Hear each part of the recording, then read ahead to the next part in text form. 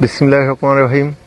অধ্যকার এই পবিত্র মাহে রমজানে আমাদের পূর্ব সিলোনিয়া ইসলামিয়া দাখিল মাদ্রাসা এবং পূর্ব সিলোনিয়া কেন্দ্রীয় জামে মসজিদের এবং এখানে একটা এতিমখানা আছে, আপনারা জানেন। এখানে আবার যে সকল কোমলমতি শিক্ষার্থী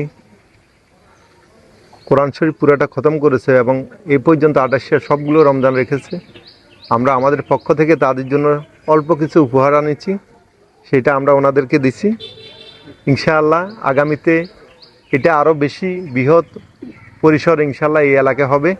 আমরা শুরু করলাম এই উদ্যোগটা, আগামীতে আশা করি ইনশাআল্লাহ প্রতি বছর আমরা আমাদের এই উপহারের যে ধারাটা, এটা আমরা ইনশাআল্লাহ ধারাবাহিকতা থাকবে এবং আগামীতে আরও বৃহৎ পরিসরে আমরা সকল ছোট কোমলমতি বাচ্চারা আনাবো এবং তাদেরকে বলবো তোমরা ভালোভাবে পড়ালেখা করবা।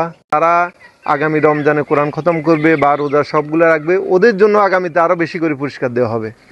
ঠিক আছে?